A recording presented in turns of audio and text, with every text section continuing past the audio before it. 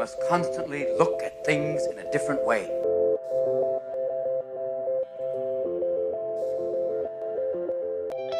The Healthcare Education Transformation Podcast was created by two physical therapists out of the desire to learn more about the different educational roles in physical therapy and healthcare, and how healthcare education works by talking with educational leaders and people with different perspectives within physical therapy and across interdisciplinary lines on how education can be improved to disrupt the status quo of healthcare education.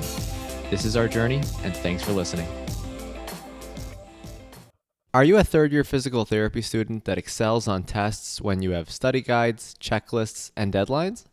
With all of the information available about how to prepare for the NPTE, it's easy to get disorganized and not feel prepared going into the big day. NPTE Prep Success is an online course that provides PT students easy-to-use study guides and step-by-step guidance through the NPTE preparation.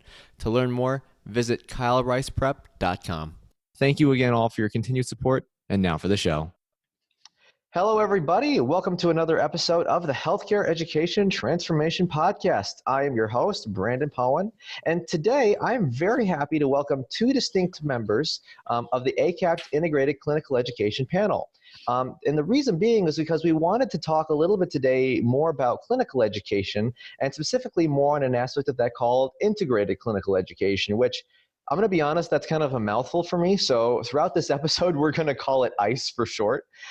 So I'm very pleased to welcome Doctors Christine McCallum and Dr. Elaine Becker onto the show today to talk about integrated clinical education, along with their perspective and their experience working on the ACAPT panel regarding integrated clinical education. So to give a little background, I'll introduce these two briefly, and I'll let them kind of share their stories here. For those of you who aren't aware, Dr. Christine McCallum served as the chair of the ACAPT Integrated Clinical Education panel, and she is now the current director of clinical education and a professor of physical therapy at Walsh University.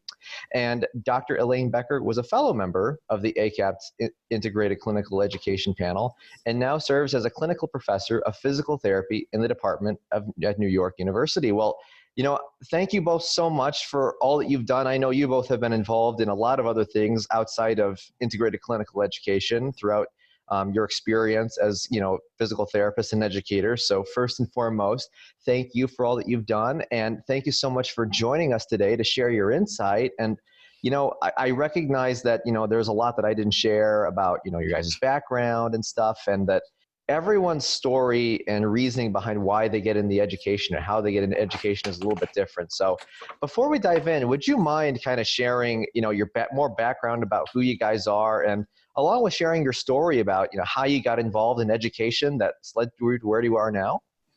Sure. Thanks, Brandon, for having us on. I'm Christine McCallum, and I went to physical therapy school at Ohio University in Athens, Ohio. It's been a few years since I've been there, but I always enjoyed clinical education. And so when I got out into clinical practice, I loved the older people, and so I specialized in geriatric physical therapy. And then I up with my DCE at Ohio University, and I started taking students in the clinic. And I found that I really liked the educational component. So I furthered my education and got my master's in higher education administration, and then I furthered that and have a PhD in curriculum and instructional studies with a focus on post-secondary education.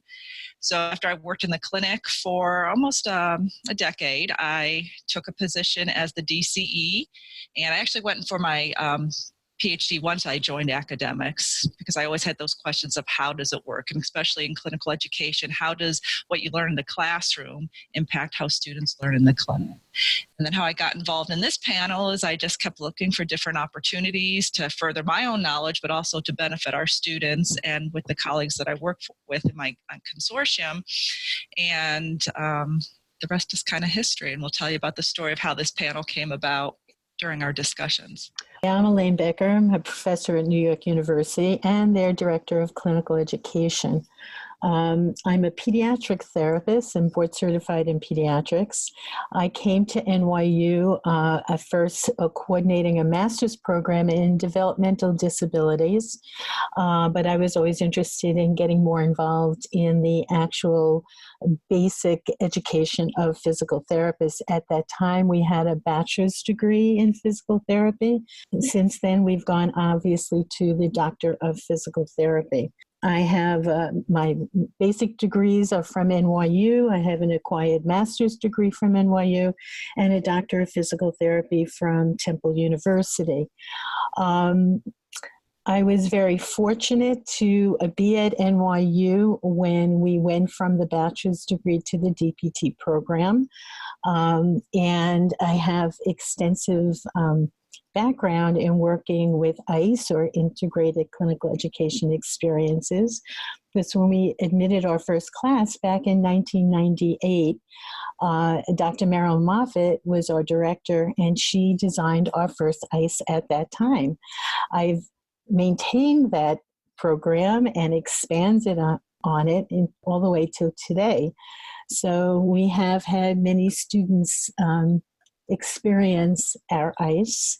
We're very proud of it. The students, beside having full-time integrated clinical experiences, also in their second year and their third year, they go out 1 day a week to observe master clinicians, clinicians that are experts in a specific field of physical therapy. We have a problem-based component to our curriculum. So when our students are doing their examination and intervention courses, they're also working and being mentored by master clinicians. In this second year, clinicians that have extensive background in musculoskeletal and cardiopulmonary systems, which correlates with our program. And in the third year with neuromuscular genital urinary integumentary endocrine systems as well. Most of our graduates feel that that was one of the most important components of our program, and it helped integrate the didactic information they were learning with what they were actually experiencing in the clinic, and they were able to be mentored by expert clinicians. So that always made me feel that I wanted to share this concept with other programs and learn about what they're doing to enhance and progress their learning.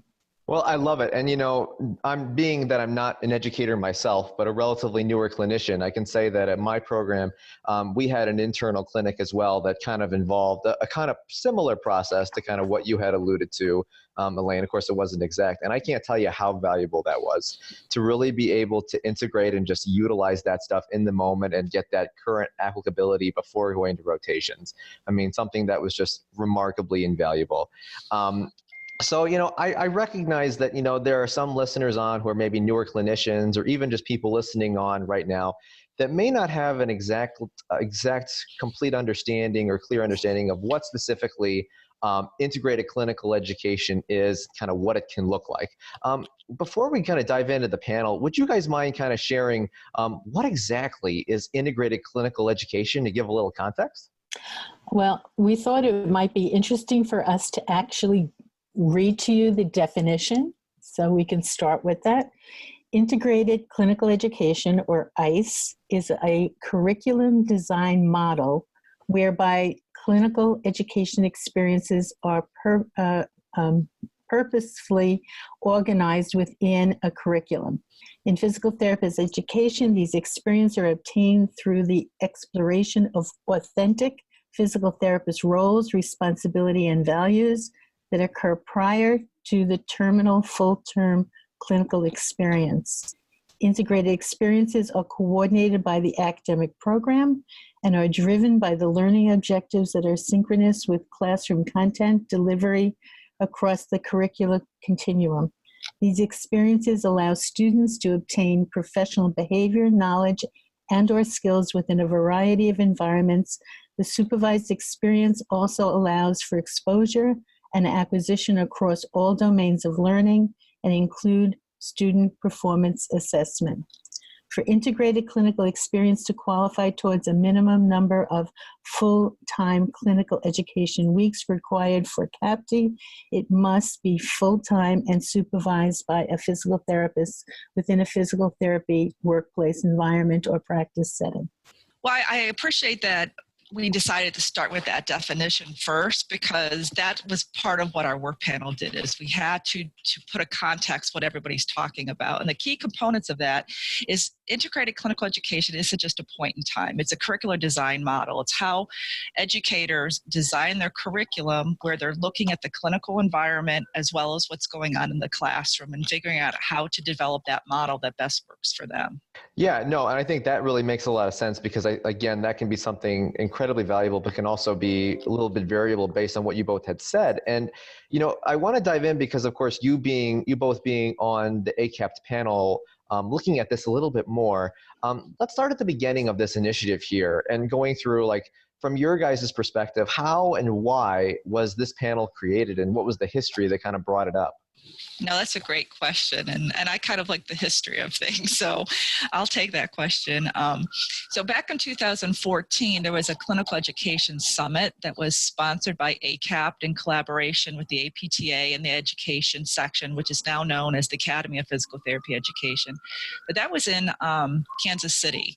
And we brought in educators, clinical educators, academic educators, people from CAPI, FSPPT, and it was 2 days spent talking about the issues surrounding clinical education.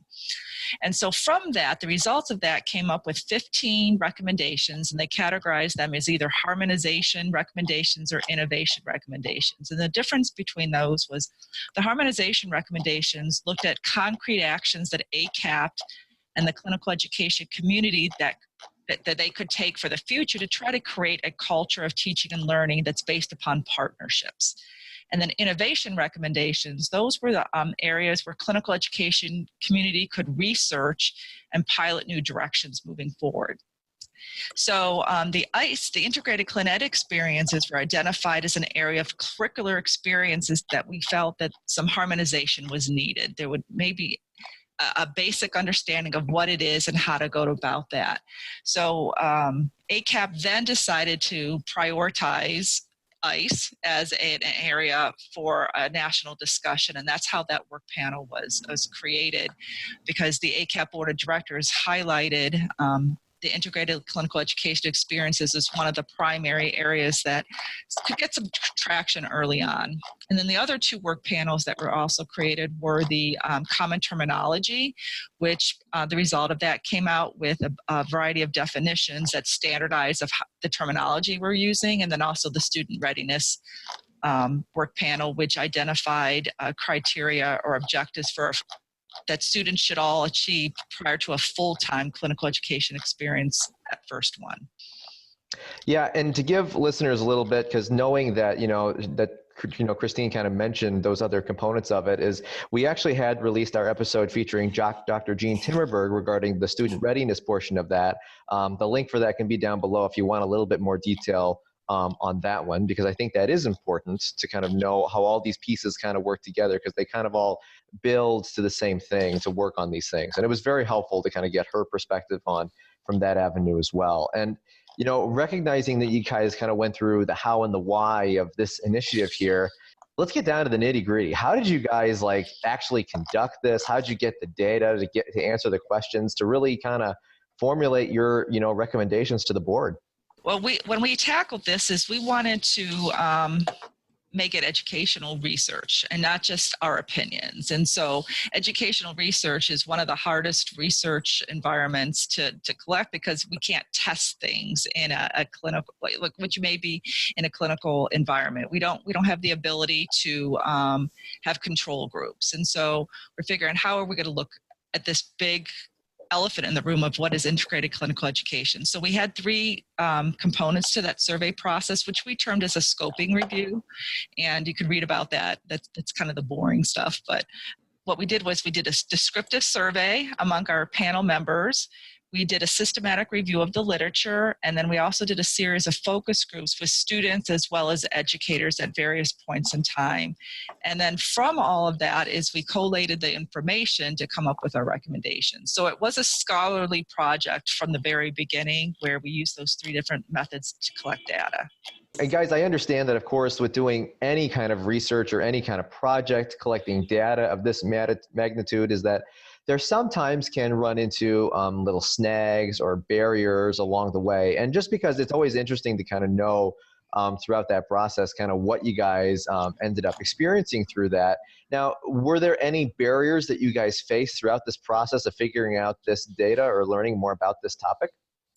I think some of the problems that we came up against is the understanding, and that's why it was so important for me to actually read the definition, because the definition is something we had to focus on, because many people thought they were doing ice, but they really were not. So that was a limitation because people had different interpretations of what ice really entails. So it's very hard to do a survey and collect information if everybody is not using the same terminology and the same concepts. And one of the barriers, it's not really barriers, but something that we had to spend a lot of time discussing was exactly what were parameters. What is a parameter? What is a guideline? So we actually really had to spend some time looking at what words mean to be able to put it all together. And then when we started looking at models, there are so many different models, and how to then put that into language that was going to stand the test of time for our profession. Right, and we'll dive into the models in a little bit here, but I'm always kind of curious as between when did you guys get the charge versus when did you guys have to give the recommendations? Like, how much time did you guys have? I think it took about 18 months from beginning to end. So we met monthly, sometimes more than monthly. We met at the national conferences, through video conferencing. It's a pretty intense process and a lot of behind the scenes work as well. I mean, yeah, I can only imagine how extensive that must have been. You had mentioned, of course, Chris, some of the, you mentioning that there's a lot of different models and different ways to do integrated clinical education. Let's dive into that a little bit more just to kind of get another understanding of kind of what exists out there to give a little context, because we also recognize that not one exact way is going to work ideally for everyone in every program. So I think getting a little list and kind of understanding of some of the varieties out there could be really helpful. Well, again, that's quite extensive. Some programs actually have their curriculum surrounding and based on their clinical education experiences. And to the other end of the extreme, it might just be a topic within a class where some time is spent looking at patients that have had CVAs or strokes. So there's a huge variety of specific experiences that might span all 3 years of physical therapist education in different ways. It could be 1 day a week. It could be a half day a week. It could be 3 hours a week. It could be a course that stands alone. It could be a course that's incorporated into another class. And the variety is really quite extensive. Many times it's collaborative learning where students are together with another student. Sometimes third-year students will supervise second-year students, but always the academic component or the person in charge is overseeing the whole program. So there is a tremendous variety of ways people have designed their ICE. When we put together the paper and the final report, is we documented what we found in the literature, because we didn't want to use the experiences of just the work panel, because we were all from different programs, but the ones that we highlighted were the ones that we found that were published and peer-reviewed in the literature. So we have very nice tables and models that are described, But just to give you an example, one of the models that was published, surprisingly, when we were going through this, was from my program. I mean, I wasn't expecting to find that, and I actually didn't. I wasn't even. It was on the top of my list that a colleague of mine published about integrated clinical education in our program, and what she did was. As one of our neurorehabilitation courses, as part of that course, our students then went out to the local outpatient VA clinic, and they provided once or twice a week exercise programs to the vets in our area. And so in our program, that was a part-time clinical education experience that was part of a neurorehabilitation course. And as Elaine said, other programs have it where they're maybe only going out half a week, couple hours here or there. But then on the other end, there was an article from Debbie Ingram and her colleague that described full-time clinical education. But it was after the first year of the program, I think it was about 7 weeks full-time, and they categorized that as ICE as well, because it was early in the program, there were specific objectives, so it could be full-time or part-time when you're looking at the ICE holistically.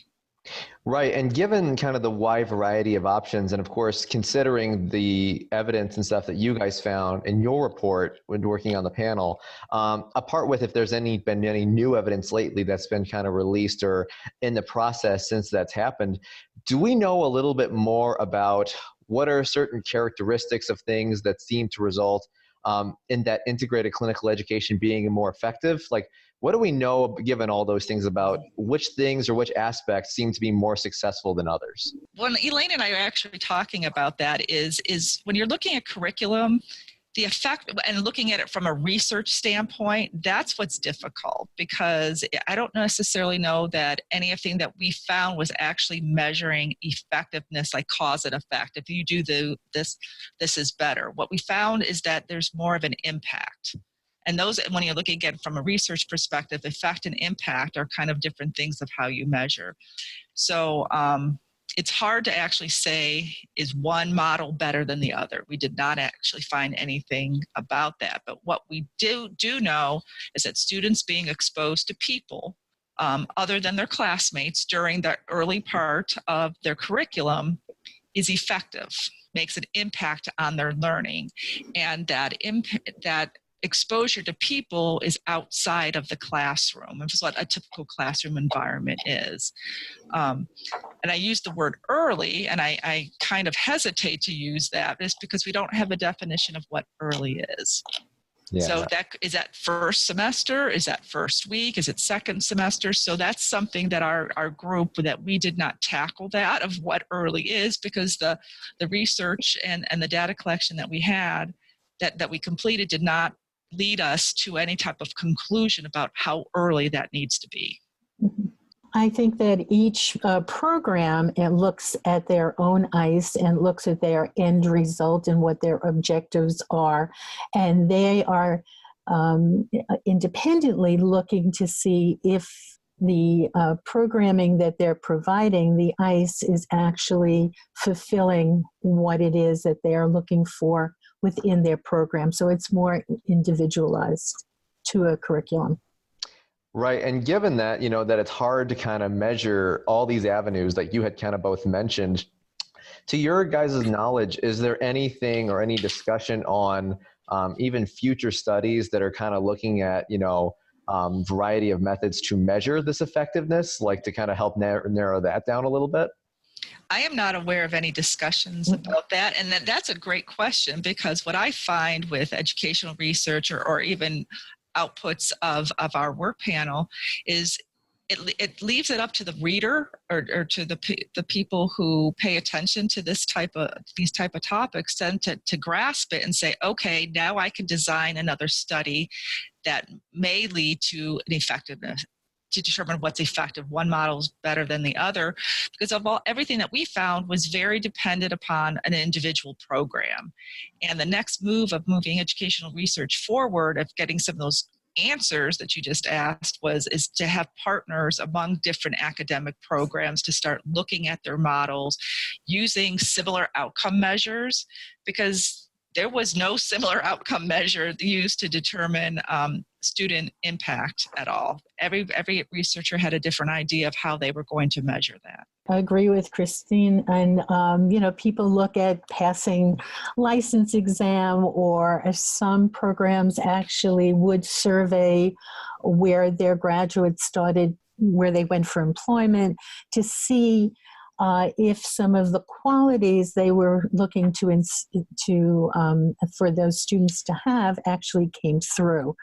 I know one program was looking to work with the populations that were underserved, and then they looked to see if their graduates actually went into practice in areas of underserved populations.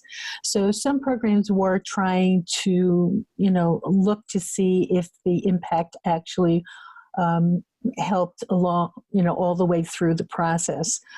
Some programs are just looking to prepare their students better for their full-time clinical experiences, so they could look to see how they actually accomplish that. But none of those outcome measures are that specific, and they're very general, and I think more work has to be done in this area.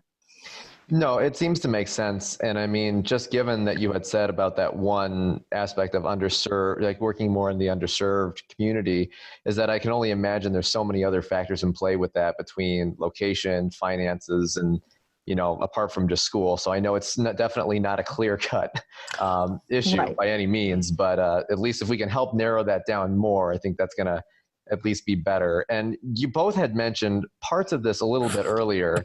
But what did you guys formally come up with when it came to how to help a program find and develop a guideline to implement integrated clinical experiences based on what they need to do for their program?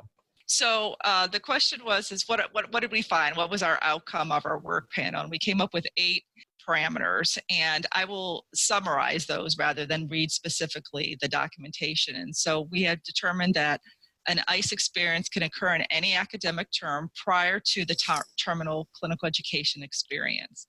ICE experiences need to have outcomes that are measurable by that program. ICE experiences could be a component of a didactic course, or it could be a standalone course, and I think we gave some examples earlier of that.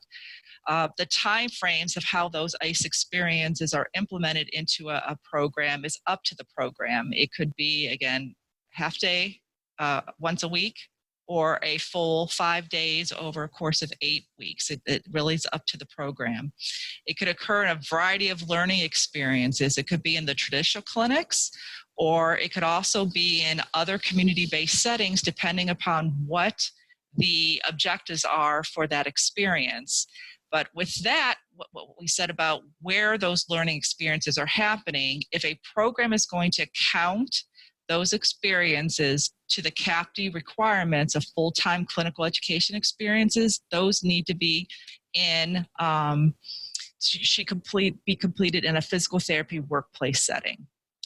ICE experiences also should have some form of student assessment, but that assessment can be dependent upon the program and the objectives. The ICE experience, as Elaine mentioned earlier, should be coordinated by the academic program, but also be in partnership with that community or clinical education site. But the academic program is still the one that oversees that entire experiences, because they're the students. And then finally, clinical education experiences can be supervised by a variety of people. It could be by the traditional clinical instructor that we typically think about. It could be another healthcare provider. It could be whoever that program or that faculty member within the course arranges with their clinical partner.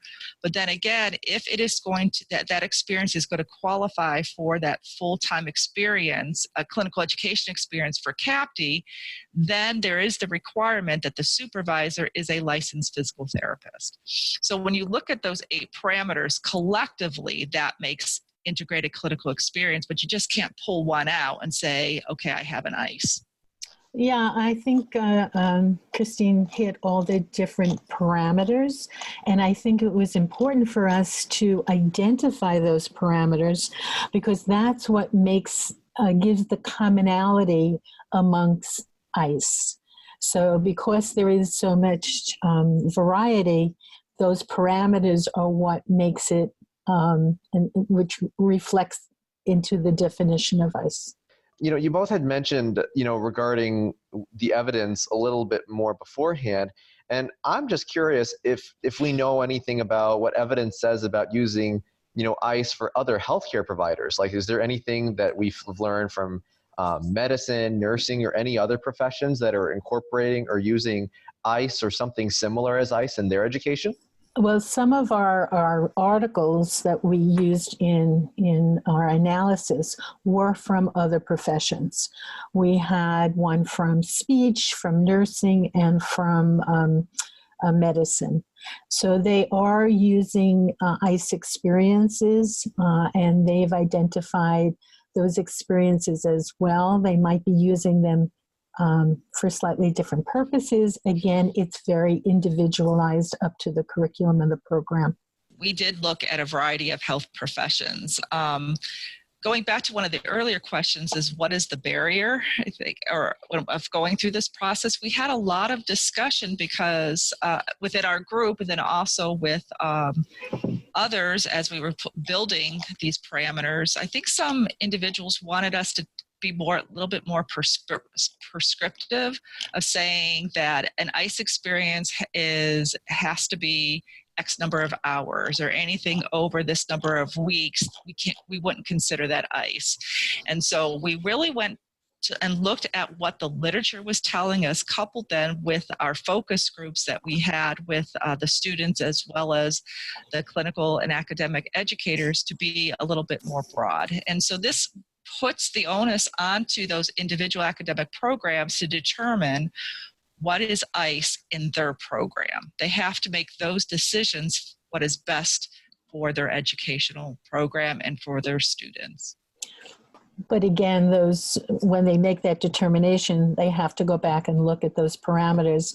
We also came up with 10 guiding principles for programs that either want to identify and see if what they are doing qualifies as ICE, or whether they want to establish an ICE within a program that does not have one as yet. And we are looking to establish those guidelines and possibly publish those guidelines to help programs develop what we now know and have identified as a legitimate ICE, even though there is a very broad perspective on it.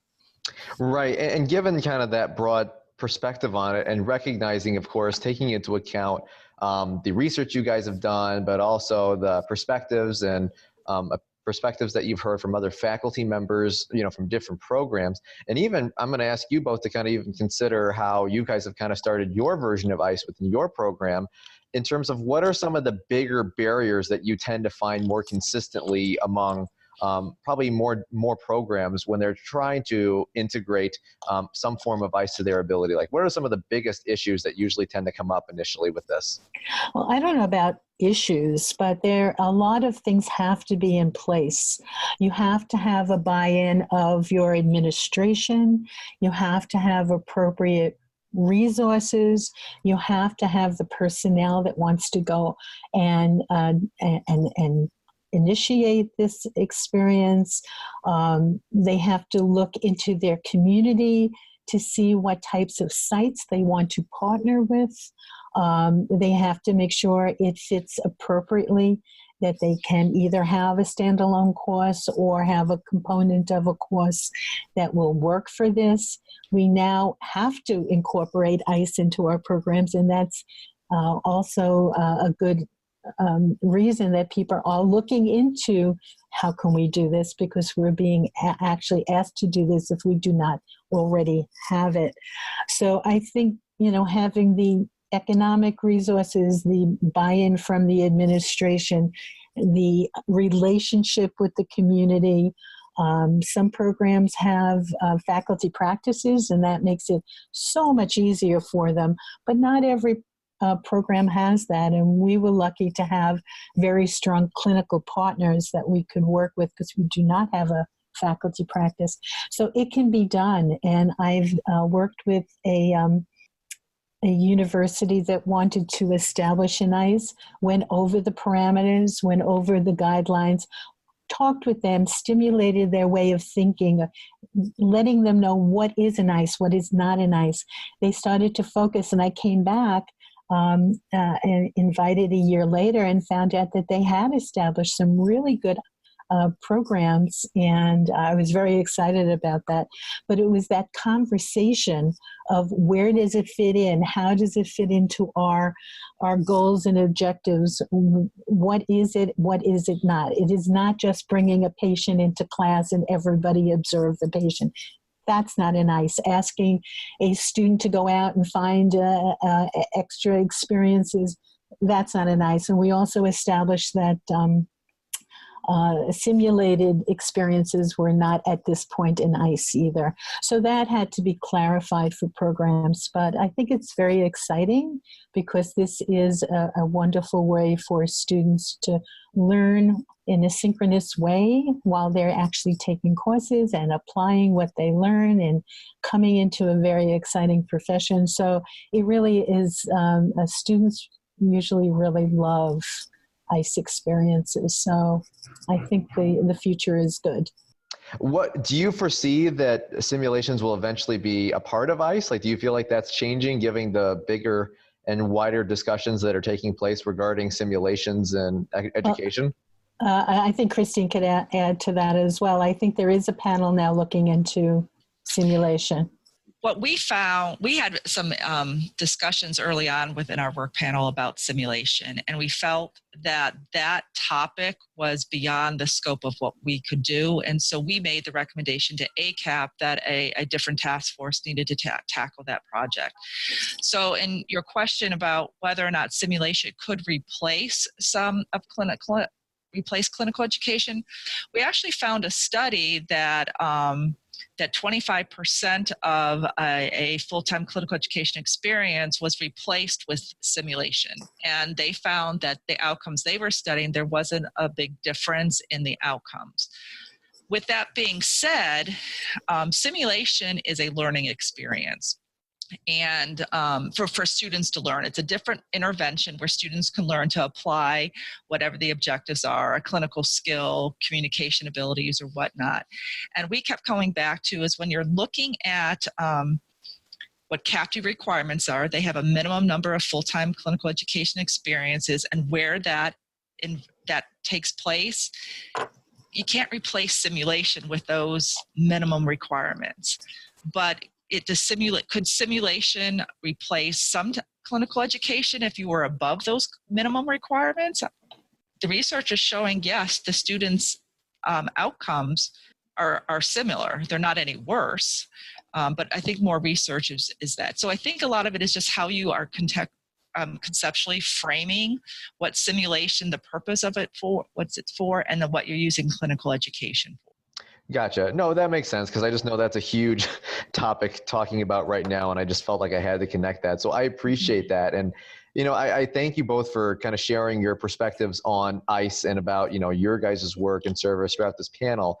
But of course, we wouldn't have an episode without asking our final question that we like to ask everyone, because of course, with our podcast being called the Healthcare Education Transformation Podcast, we have to ask this. Now, this does not need to be related to ICE. This can be anything, entry-level, post-professional, any avenue, regarding anything either we talked about today if you want to, or if you want to bring something else different that's separate, completely fine. It's kind of a free answer.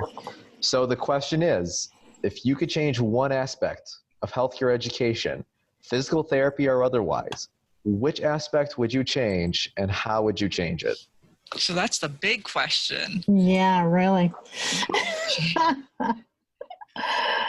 Honestly, when I think of the big picture of how PT education is all put together, my dream would be that we could once again look at having students, the appropriate students, enter the academic program maybe earlier than at a postgraduate level, but having educational programs that lead for when someone starts their year after high school, and then 6 years later, or 4 years later, or 5 years later, they're coming out with a DPT degree, but they're starting earlier on, and there's an integration of the professional program along with the undergraduate program, somehow tying that in together. I have a bachelor's in physical therapy, and I had, my prerequisite courses that I was required to do. And then I came out it was actually a 3 or 5 year master. So I did 3 years undergraduate, 2 years in the program. But I think as we moved to the doctorate, we knew that we wanted to reach a doctorate level of education. We knew that we wanted a higher level of using evidence for practice, but now we have this lengthy educational program that's increasing the cost to the student. Sometimes those early connections are not there, but wouldn't it be amazing if we could start looking at what are the prerequisites that are actually needed, and then integrating the professional program with the undergraduate program somehow, so you can have just a different model of giving a different option for our future physical therapists. I don't know if that makes sense or not, but that's kind of what I've been thinking about. Yeah, no, it totally does. And, very N of one perspective here, so very limited. I definitely concur with a lot of the points you make, especially when getting more of a blend, because I thought it was interesting in my program how our undergraduate thing, we really didn't cover much about exercise or PT in general besides one class, really. Yes, we had nutrition, we had some other baseline things, but I thought it was interesting having a bachelor's of sciences pre-physical therapy and how little we covered physical therapy within that. So I don't know what the answer to that is, and I'm not a specialist in that, but that rationale and that reasoning seems to certainly make sense to me. But Elaine, what's your big answer to our big question? I don't know if my answer is as big as the question, but I think that physical therapist education the clinical education component is so important because it impacts on our practice. So if people are having difficulty finding certain affiliations like acute care or pediatrics, and they go to different models of education where they have a larger experience at the end and maybe teeny experiences along the way in some of these areas because the resources aren't there. My concern, or maybe it's easier to come upon musculoskeletal or private practice types of environments. So my concern is that if we're not developing our therapists in all of these areas, in geriatrics and pediatrics and acute care and integumentary and all the different areas of physical therapy, and we don't put as much emphasis on that, then people are not going to go into those fields. And we as a profession are going to lose out those areas of expertise. And we're going to be putting ourselves more into one aspect. And I think physical therapy is a broad profession, and it should be a broad profession, and we can have expertise in so many areas of healthcare, and we shouldn't limit our education because we don't have the resources, and therefore we won't have the resources. Does that make any sense? So that's my concern, that we develop all aspects and all systems of our profession, and that we become experts in all areas that we can. So our profession is as broad as any other medical profession, and we don't narrow ourselves. I don't know if that makes sense. Yeah, no, it does. And there's a lot of, you both have made pretty good points on both those topics, because between doing this podcast, we've definitely heard quite an array of answers regarding, education. The ones that you brought up certainly have definitely been mentioned quite a few times.